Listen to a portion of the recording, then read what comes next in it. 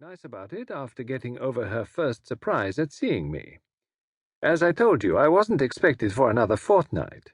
She said Hermie would be returning in a few days' time.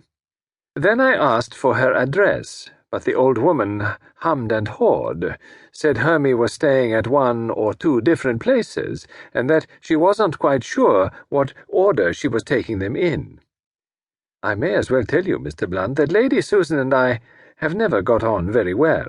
She's one of those fat women with double chins.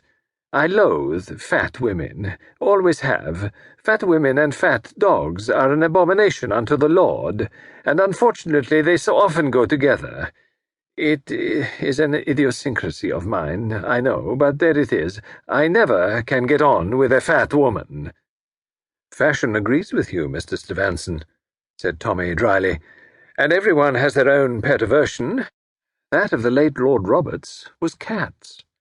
Mind you, I'm not saying that Lady Susan isn't a perfectly charming woman. She may be, but I've never taken to her. I've always felt deep down that she disapproved of our engagement, and I feel sure that she would influence Hermie against me if that were possible. I'm telling you this for what it's worth. Count it out as prejudice if you like.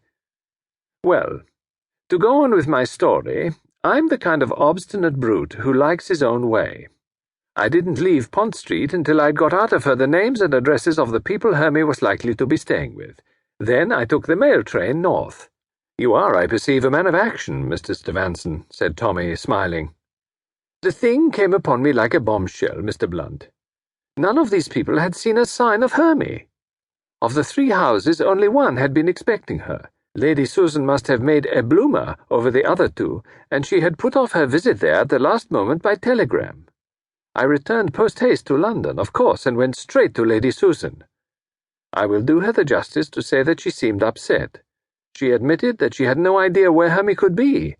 All the same, she strongly negatived any idea of going to the police. She pointed out that Hermie was not a silly young girl, but an independent woman who had always been in the habit of making her own plans.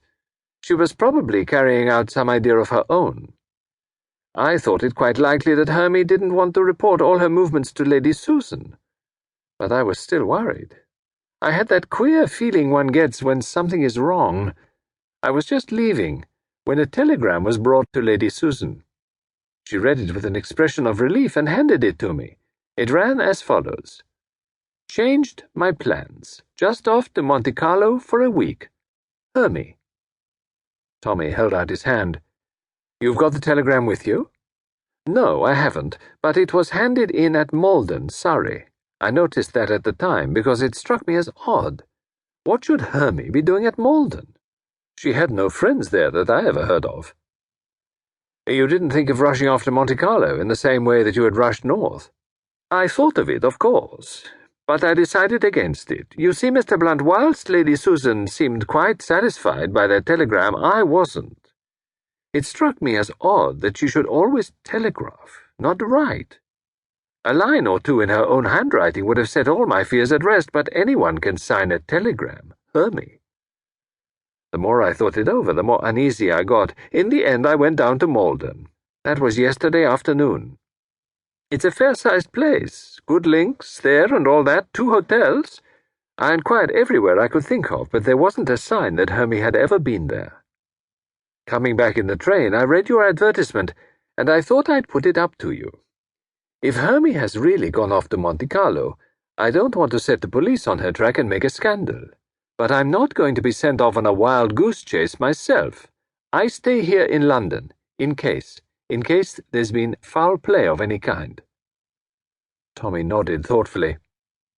What do you suspect exactly? I don't know, but I feel there's something wrong. With a quick movement, Stevenson took a case from his pocket and laid it open before them. That is Hermione, he said. I will leave it with you.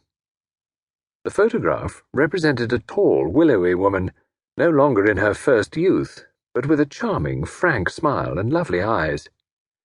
Now, Mr. Stevenson, said Tommy, there's nothing you have omitted to tell me.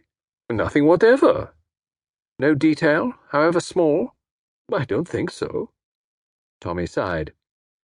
That makes the task harder, he observed.